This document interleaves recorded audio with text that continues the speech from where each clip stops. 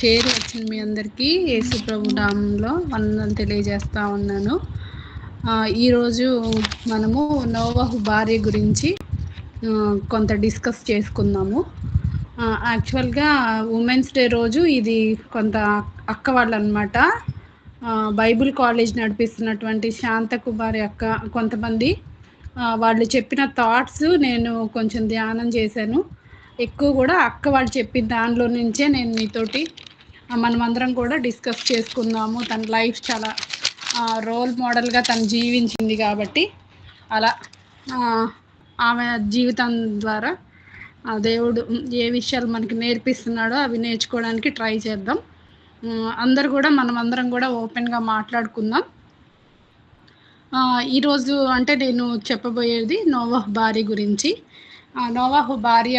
నోవహు అనే వ్యక్తి ఆదాం వంశావళి నుంచి మనం చూస్తూ ఉంటే ఆదికాండము 5వ అధ్యాయం కనుక మనం ఓపెన్ చేసుకుంటే ఆదాము తర్వాత 10th జనరేషన్లో నోవహు ఉన్నట్లు మనం చూస్తూ ఉంటాము. 10th జనరేషన్ వ్యక్తి అయితే అప్పటి వరకు కూడా చూస్తే అందరు కూడా ఒక అంటే 105 ఏండ్లకు ఎనోషుని కన్నాడు, షేతు అట్లా. ఆదాము 130 ఏళ్ళు బ్రతికాడు. తర్వాత అట్లా అందరూ పిల్లల్ని కంటా ఉంటారనమాట. నోవహు దగ్గరకు వచ్చేసరికి నోవహు ఆదికాండము 5వ అధ్యాయం 32వ వచనం ఎవరైనా చదువుతారా?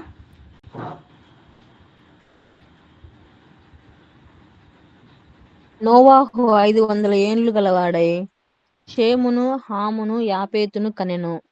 అవును, అంటే చాలా రోజుల వరకు వాళ్ళకి పిల్లలు లేనట్లుగా మనం చూస్తూ ఉంటాం. హనోకు 21వ వచనంలో కనుక చూస్తే హనోకు 65 ఏండ్లు బ్రతికి మెతూషలని కన్నాడు అని చూస్తూ ఉంటాం. ఇంత 500 years వాళ్ళకి పిల్లలు లేరనమాట.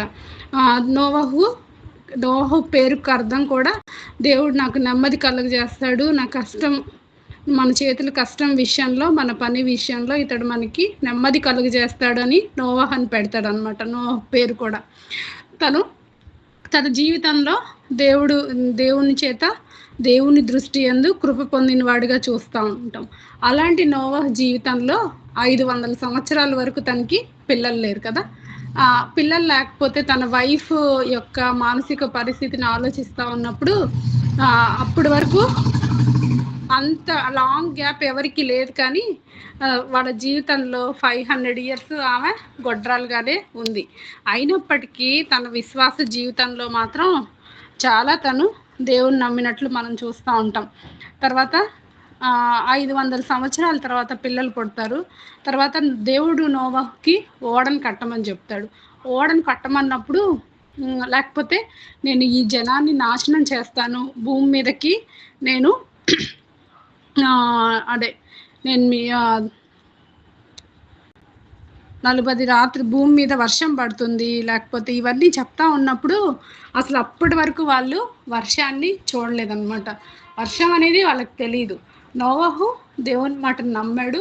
దేవుని మాటను నమ్మి అది కడతా ఉన్నప్పుడు నోవహు చేస్తున్న పనిని నోవహు తనకి దేవుడు కనిపించి నోవహు భార్యకి చెప్పలేదు కదా ఓడ కట్టమని. ఇవన్నీ తనకేం తెలీదు. తన భర్త ఏం చెప్పాడు అది దేవుని యొక్క మాటగా తను తీసుకుంది.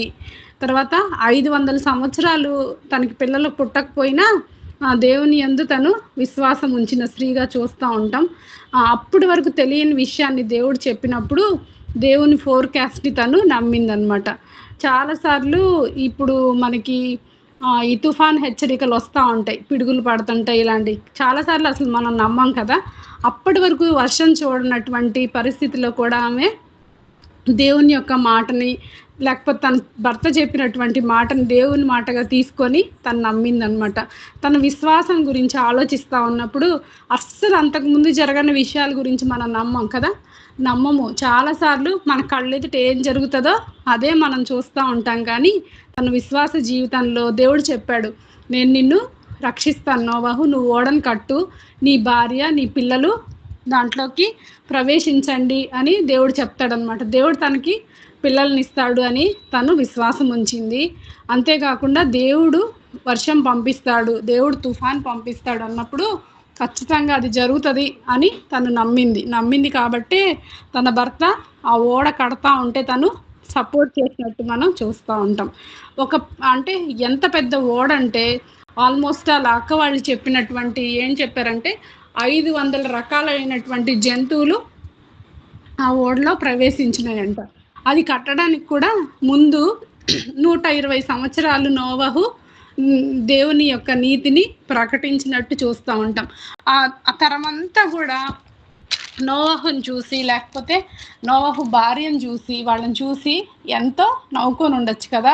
అప్పటి వరకు అసలు వర్షం అంటే తెలీదు, నీళ్ళు వచ్చేస్తాయి లేకపోతే తుఫాన్ వచ్చేస్తుంది, ఈ భూమి అంతా డెస్ట్రాయ్ అయిపోతుంది అనేది వాళ్ళకి అసలు ఎవరు చుట్టుపక్కల వాళ్ళని చాలా అపహాస్యం చేస్తూ ఉన్నా తన భర్త చేస్తున్నటువంటి పనికి తను సపోర్ట్ చేసింది కదా.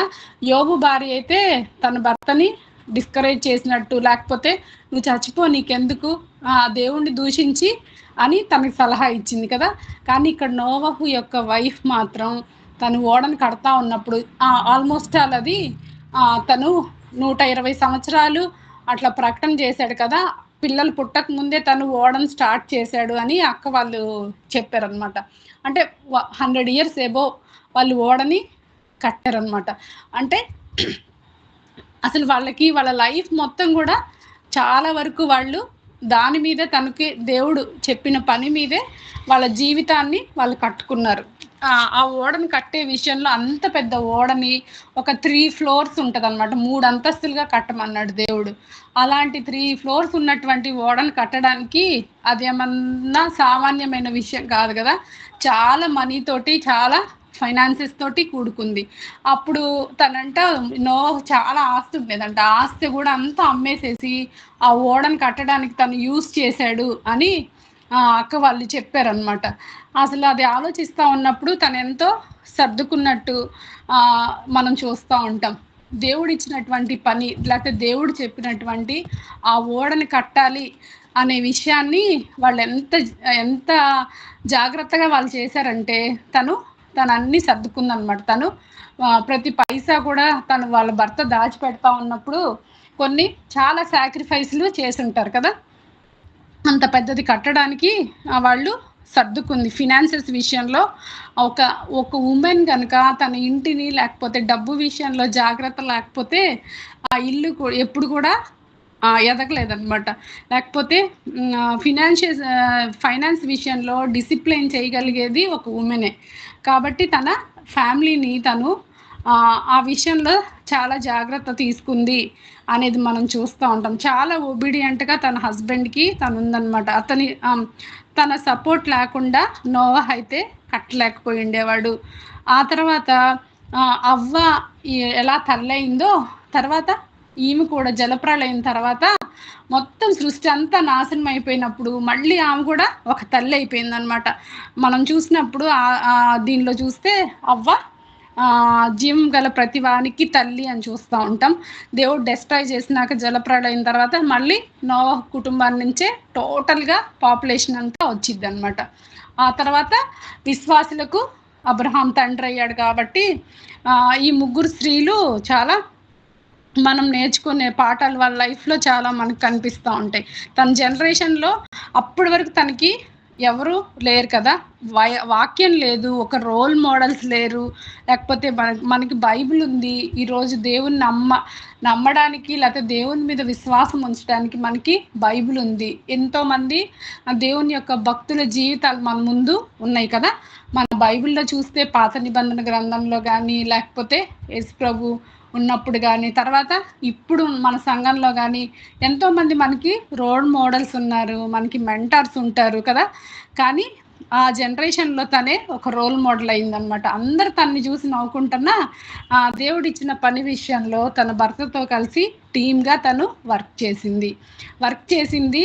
తన ముగ్గురు పిల్లల్ని కూడా వాళ్ళు ఆల్మోస్ట్ ఆల్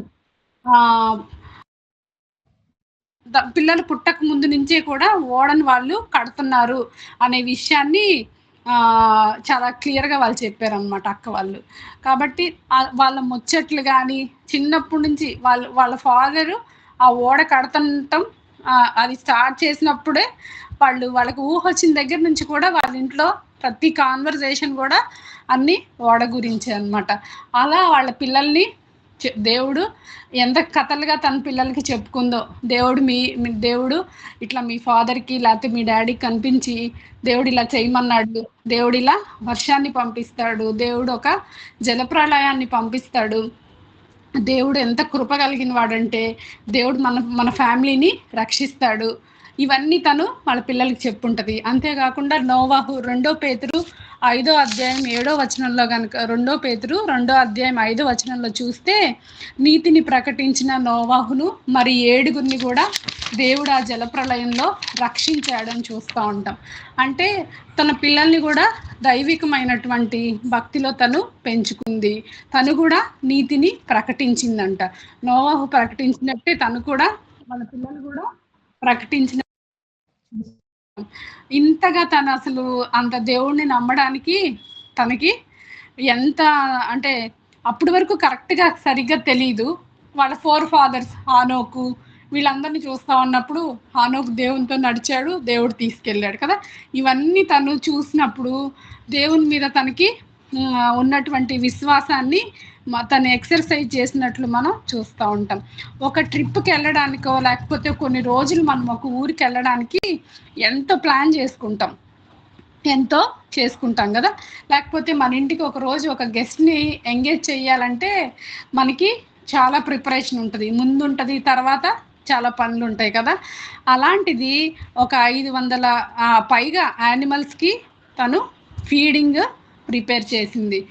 ఇప్పుడు ఒక ఫ్యామిలీలో చాలా ఏజ్ గ్యాప్ ఉంది కదా, 500 years నోవాహు ఉంటాడు, ఈవిడ ఒక 400+ ఉంటుంది. ఆ తర్వాత వాళ్ళు ఇంకా చిన్నపిల్లలు కదా, కొడుకు కోడలు వీళ్ళందరూ కూడా అరౌండ్ వాళ్ళకి 100 years అలా ఉండొచ్చు.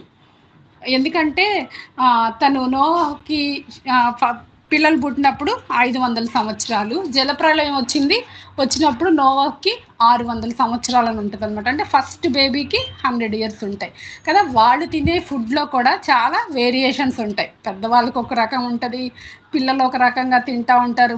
ప్లస్ అంత యానిమల్స్ని లేకపోతే అంత సృష్టిని ఫీడ్ చేయడానికి దేవుడు అన్నీ మీరు ఓడను కట్టమని నోవాహుకి చెప్పాడు. అలాగే నువ్వు నీ భార్య నీ కుమారులు 3 కోడండ్రు అందరు ఓడలోకి ప్రవేశించండి, కావలసినటువంటి ఆహార పదార్థాలు కూడా మీరు చేసుకోండి అని చెప్పాడు అనమాట.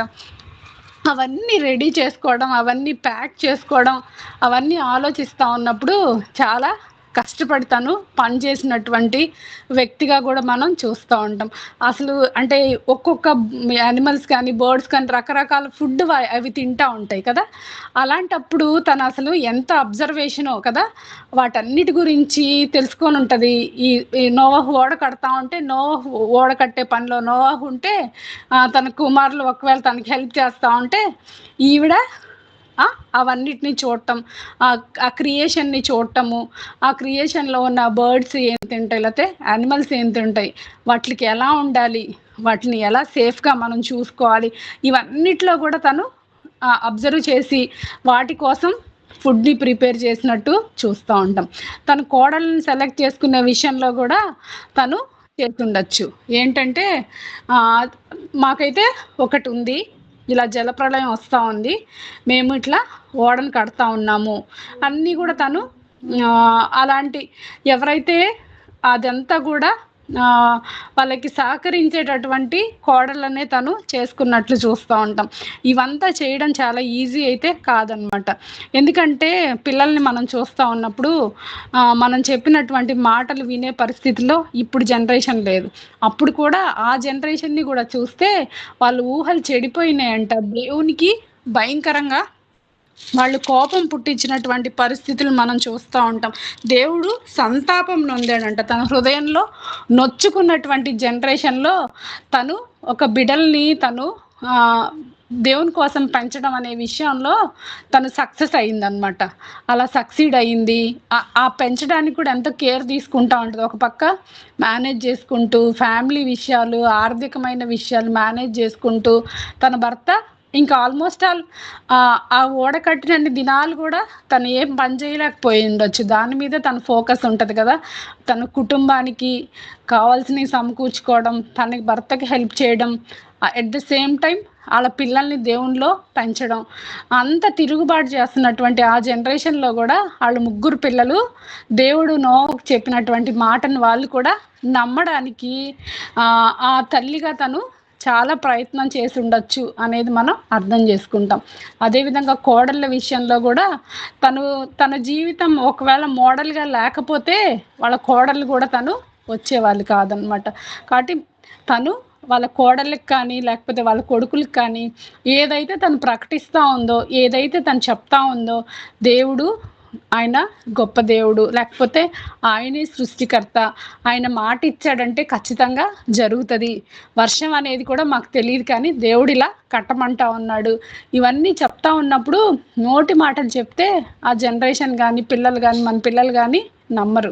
మన లైఫ్‌లో మనం చూపిస్తా ఉన్నప్పుడు దేవుని మీద విశ్వాసం ఉంచండి అని పిల్లలకి మనం చెప్పేటప్పుడు ఆ విశ్వాసాన్ని మనం మన క్రియల్లో చూపిస్తేనే మన పిల్లలు నమ్ముతారు.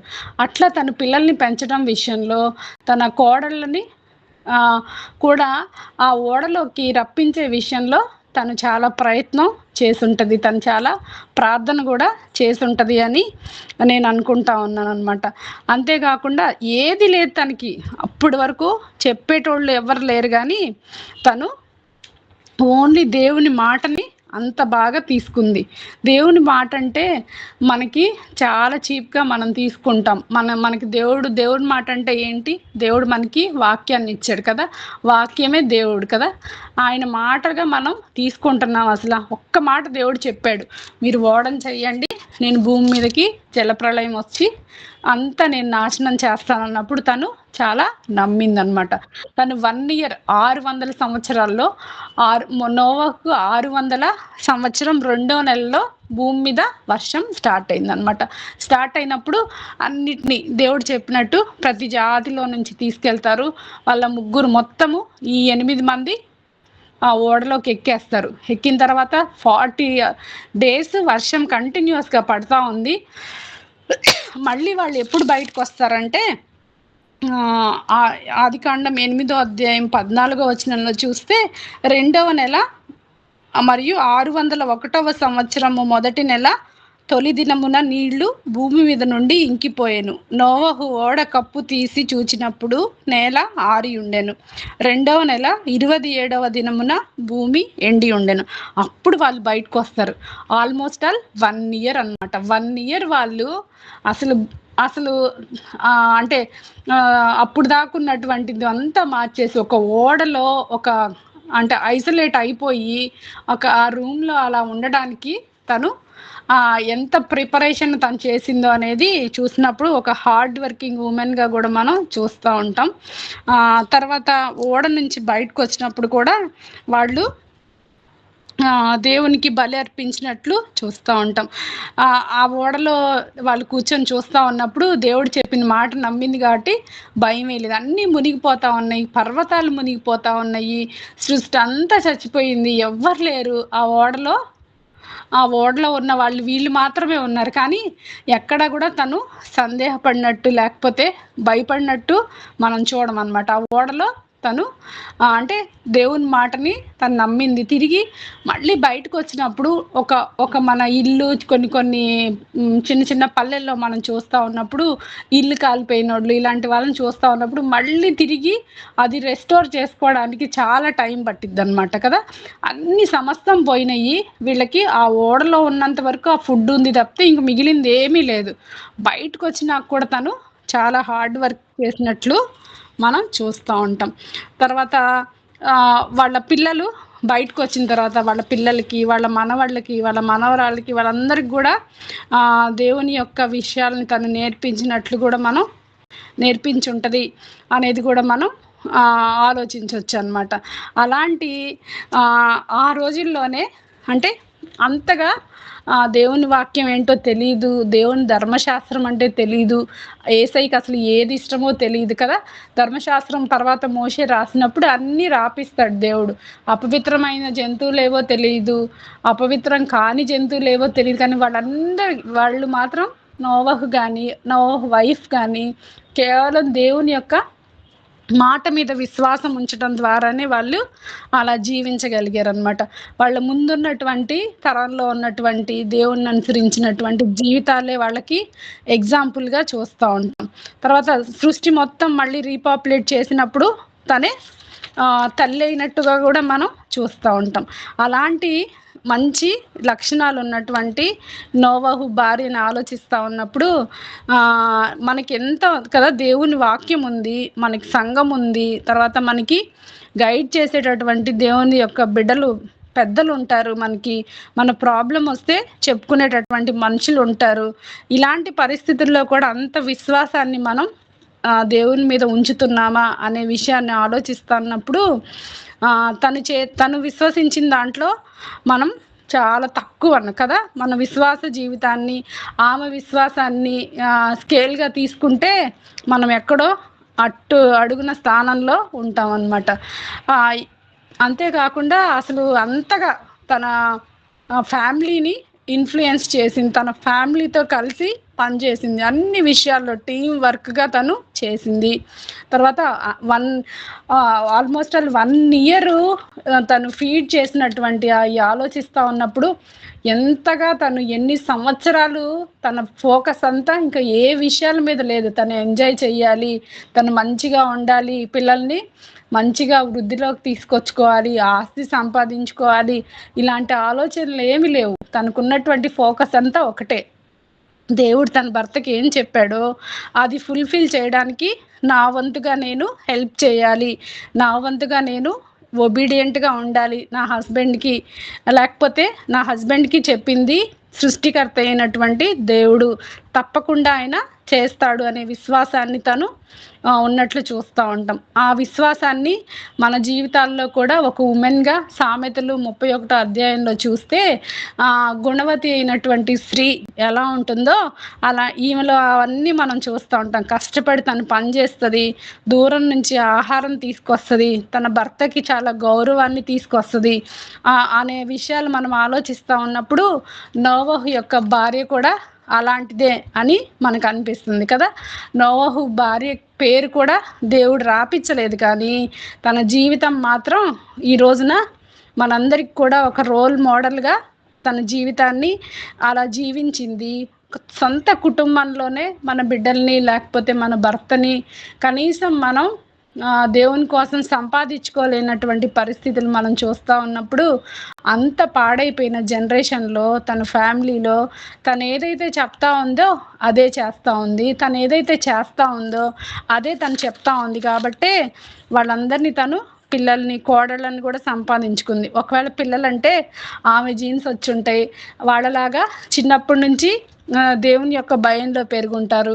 కోడళ్ళు కూడా మేము రాము, ఏంటి ఈ వర్షం ఏంటి, ఇలా వాళ్ళు కూడా మాట్లాడలేదు, కానీ తన అత్త చేసేటటువంటి ఆ మోడల్ లైఫ్ని వాళ్ళు చూస్తూ ఉన్నప్పుడు వాళ్ళు కూడా ఆ దేవుని యొక్క విశ్వాసంలోకి లేకపోతే ఆ దేవుని యొక్క శక్తి ఏంటో వాళ్ళు తెలుసుకొని ఉంటారు. వాళ్ళు కూడా ఓడలోకి ప్రవేశించారు, వాళ్ళు కూడా నీతిని ప్రకటించారంట. నోవహే కాదు, నోవహుతో పాటు వాళ్ళ కుమారులు 3 భార్య కోడళ్ళు కూడా తన చుట్టూ ఉన్న వాళ్ళు వీటికన్నిటికీ ప్రిపేర్ అవుతూనే అడిగిన ప్రతి వాళ్ళకు కూడా నీతిని దేవుని యొక్క వాక్యాన్ని ప్రకటించారంట. దేవుడు ఏం చెప్పాడంటే మీరు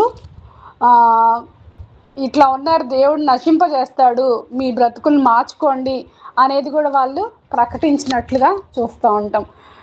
కాబట్టి తన లైఫ్ ఎట్లా ఇన్ఫ్లుయెన్స్ చేసిందో నీనా జీవితాన్ని మనం పరిశీలించుకుంటే మనం పెద్ద పెద్ద బోధలు నోవహు భార్య అంటే బాగా దేవుడు అంటే బైబిల్లో పేరు కూడా తనకి లేదు, కానీ ఎంతగా తన ఫ్యామిలీని ఇన్ఫ్లుయెన్స్ చేసింది, లేకపోతే సృష్టి అంతటి దేవుడు సృష్టిని తను కాపాడటంలో తను చేసినటువంటి ప్రయత్నం, తను చేసినటువంటి హార్డ్ వర్క్ అనేది మనం నేర్చుకోవాల్సిన విషయాలే. తన ఫెయిత్ మనకి role model, hard working nature role model. తన విశ్వాస జీవితంలో తను పిల్లల్ని, ఫ్యామిలీని సంపాదించుకున్నది కూడా మనకి రోల్ మోడలే. అంతేకాకుండా ఒబీడియన్స్ అనే విషయంలో కూడా అసలు తన భర్త మాటగా తను తీసుకోలేదన్నమాట. అది దేవుని యొక్క మాటగా తీసుకుంది. దానికోసం తన లైఫ్ని సాక్రిఫైస్ చేసింది. 500 సంవత్సరాల తర్వాత పిల్లలు పుడితే పిల్లల్ని పెద్ద టేక్ కేర్ చేసిందో లేదో తెలియదు, కానీ ఆ ఓడ కట్టే విషయంలో ఇంకా తన ఫోకస్ మొత్తం దాని మీదే ఉంది. కాబట్టి దేవుడు నీకు నాకు కూడా ఏదో ఒక పని చెప్తాడు కదా. మనల్ని దేవుడు పుట్టించాడంటే దానికి ఒక ఉద్దేశం ఉంటుంది. మన ఫ్యామిలీలో, లేకపోతే మన వర్క్ ప్లేస్లో, మన చర్చెస్లో మన రోల్ ఏంటో మనకి తెలుసుకోవాలి.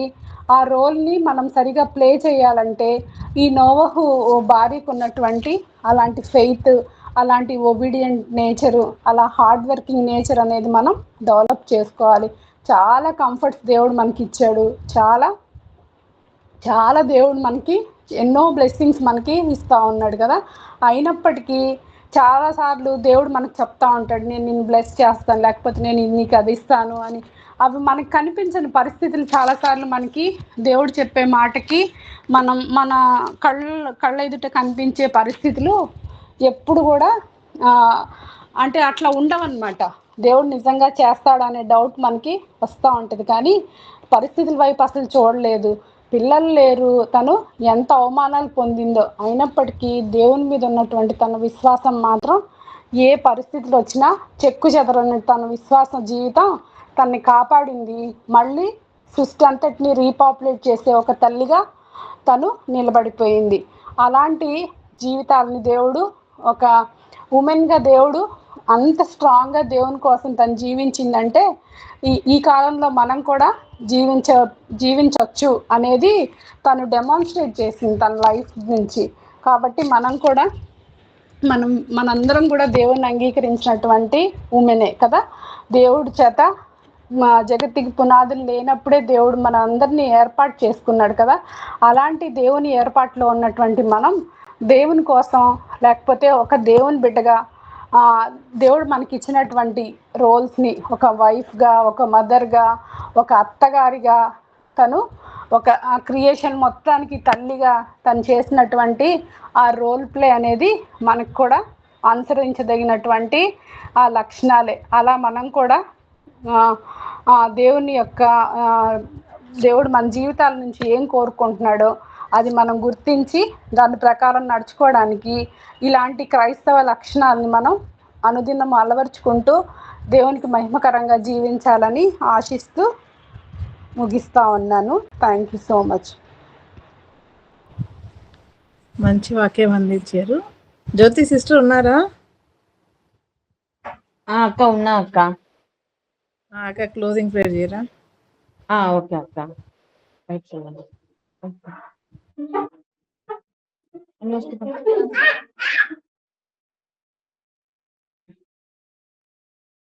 మహోన్నతుడా, మీ ఘనమైన పాదాలకు మా హృదయపూర్వక వందనాలు, స్తుతులు, స్తోత్రాలు చెల్లిస్తున్నాం తండ్రి. పరిశుద్ధాత్మదేవ మీకు స్తోత్రాలు చెల్లిస్తున్నాం నాయన. ఈ రాత్రి కాల సమయంలో తండ్రి మేము ఇలాగ చేరినైనా ప్రభా మీతో కొంత సమయం గడపడానికి మీరు చూపిన కృప కొరకే మీకు స్తోత్రాలు చెల్లిస్తున్నాం నాయన. దేవా పాటల ద్వారా నామించాం నాయన ప్రభా. దేవా మీ మాటల ద్వారానైనా మీరు మాతో మాట్లాడారు తండ్రి. అందుని బట్టి మీకు స్తోత్రాలు చెల్లిస్తున్నాం నాయన. అవును ప్రభా, ఇదిగో తండ్రి నోవాహు యొక్క భార్య గురించి మేము నాయన కొన్ని విషయాలు నేర్చుకున్నాం దేవా. మీకు స్తోత్రాలు చెల్లిస్తున్నాం నాయన. నిజంగా ప్రభా నోవాహు అంత సక్సెస్ఫుల్ అయ్యాడు అంటే వెనుకనైనా ప్రభా నోవాహు భార్య ఉంది నాయన. ఆమెలో ఉన్నటువంటి విధేయతనైనా ప్రభా, ఆమె యొక్క నైనా ప్రభా ప్రోత్సాహము, సహకారము నైనా ప్రభా. దేవా నోవాహు భార్యనైనా ఒక తల్లిగా, భార్యగా, ఒక అత్తగానైనా ప్రభా సక్సెస్ఫుల్ లైఫ్ ని తండ్రి లీడ్ చేసినట్టుగా మేము చూస్తున్నాం ప్రభా. నైనా ప్రభా మేము ఈ మాటలు గుర్తించుకుని తండ్రి మా జీవితాల్లో కూడా నైనా ప్రభా మేము నైనా ఈ విధంగా జీవించడానికి తండ్రి సహాయం చేయమని ప్రార్థిస్తున్నాం నాయన. అవును తండ్రి నైనా ప్రభా భార్య దొరికిన మేలు దొరికినట్లుగా తండ్రి నోవాహుకు నైనా ప్రభా మంచి సాటిన సహకారిగా నైనా ప్రభా నోవాహు భార్య ఉంది నైనా ప్రభా. దేవా మా యొక్క నిత్య జీవితంలోనైనా ప్రభా మేము కూడా తండ్రి మా యొక్క గృహాల్లోనైనా ప్రభా మేము నైనా మా యొక్క భర్తలకు నైనా ప్రభా ప్రతి విషయంలోనైనా ప్రభా సహకరించే వారంగానైనా ప్రభా దేవా ఏదైనా ప్రభా వ్యతిరేకం చేస్తున్నప్పుడు తండ్రి మేము వారిని ప్రోత్సహించే విధంగా అర్థమయ్యే రీతిలో చెప్పే విధంగా ఆయన ప్రభు మేము కూడా ఒక సాటిన సహకారంగా ఉండడానికి సహాయం దయచేయమని ప్రార్థిస్తున్నాం నాయన దేవా నైనా ప్రభా మా యొక్క గృహాలను కూడా మేము కట్టుకోవడానికి సహాయం చేయమని ప్రార్థిస్తున్నాం నాయన దేవానైనా ప్రభా మీరు మాతో మాట్లాడినందుకు మీకు స్తోత్రాలు చెల్లిస్తున్నాం నాయన ప్రభా దేవా మీ మాటలు అందించినటువంటి నాయన ప్రభా స్మిత సిస్టర్ని జ్ఞాపకం చేసుకోండియా దేవానైనా ప్రభా మంచి నాయన ప్రభా ఒక మోటివేషన్ లాగానైనా ప్రభా మీరు మాతో మాట్లాడారు తండ్రి అందుని బట్టి మీకు స్తోత్రాలు చెల్లిస్తున్నాం నాయన నేను అక్కని దీవించండి నాయన ప్రభు అక్క చేస్తున్నాను నాయన ప్రభు జాబ్ లో మీరు తోడుగా ఉండండి ప్రయాణంలో మీరు తోడుగా ఉండండి అలాగే నాయన ప్రభు లింగనకి ఇచ్చిన స్వస్థను బట్టి మీకు స్తోత్రాలు చెల్లిస్తున్నాం ప్రభు ఇంకా సంపూర్ణ ఆరోగ్యాన్ని దయచేయండి కంప్లీట్ రికవరీని అయినా మీరు అనుగ్రహించమని ప్రార్థిస్తున్నాం నాయన శైలు చిక్కి స్టడీస్ లో మీరు తోడుగా ఉండండి దేవా మంచి జ్ఞానంతో నింపండి నాయన ప్రభు దేవా అలాగే తండ్రి మీ పరిసర కోసం నాయన వాడబడడానికి సహాయం దయచేసి ప్రార్థిస్తున్నాం నాయన ఈ గూగుల్ మీట్ లో నైనా ప్రభావ పార్టిసిపేట్ చేసిన ప్రతి ఒక్కరిని మీరు జ్ఞాపకం చేసుకోండి దేవనైనా ప్రభావ సహాయం అనుగ్రహించమని ప్రార్థిస్తున్నాం నాయన ఇదిగో తనైనా ప్రభావ 10th క్లాస్ ఎగ్జామ్స్ రాస్తున్న బిడ్డలు ఉంటున్నారు తండ్రి వారిని జ్ఞాపకం చేసుకోండి మంచి జ్ఞానం అనుగ్రహించండి నాయన ప్రభావ తండ్రి మంచిగా ప్రెజెంటేషన్ ఇవ్వడానికి మంచి ఫలితాన్ని పొందుకోవడానికి సహాయం దయచేయమని ప్రార్థిస్తున్నాం నాయన దేవాలైనా మీరే కృప చూపించండి కనికరించండి సహాయం అనుగ్రహించమని ప్రార్థిస్తున్నాం నాయన ఇంతవరకు మీరు మాకు తోడుగా ఉండి మమ్మల్ని నడిపించారు అందుని బట్టి మీకే స్తుతి స్తోత్రాలు చెల్లించుకుంటున్నాం నాయన మా బరియా సంఘంలో ఉన్నటువంటి ప్రతి కుటుంబాన్ని మీ హస్తాలకు అప్పజెప్పుకుంటున్నాం నాయన ప్రతి అవసరాలను అక్కర్లను తండ్రి మీరు ఎరిగిన దేవుడవు నాయన సమస్తాన్ని మీ హస్తాలకు అప్పజెప్పుకుంటున్నాము తండ్రి మీరే కృప చూపించండి కనికరించి సహాయం చేయమని ముందున్న సమయాన్ని మీ హస్తాలకు అప్పజెప్పుకుంటూ యేసుక్రీస్తు నామములో అడిగి వేడుకుని ప్రార్థిస్తున్నాము తండ్రి ఆమెన్ ఆమేన్. వాక్యం అందించిన సునీత సిస్టర్కి వందనాలు. మంచి వాక్యం అందించారు అక్క. నోహ వైఫ్ తన హస్బెండ్కి ఎలా అన్ని విషయంలో సపోర్ట్ చేసింది, తన ఫ్యామిలీని తన దగ్గరగా కట్టుకుంది, పిల్లల్ని కూడా అలా అంటే ఈ లోకంలో వదిలిపెట్టకుండా తను ఎలా ఎంత జాగ్రత్తగా వాళ్ళు దేవుని భయంలో పెంచటము, ఇంకా ఓడగట్టే విషయంలో కూడా వాళ్ళ హస్బెండ్కి ఉండటము, విశ్వాసంగా ఉండటము, అలానే మంచి విషయాలు చెప్పారక్క. మంచి వాక్యం అందించారు అక్కడికి వందనాలు.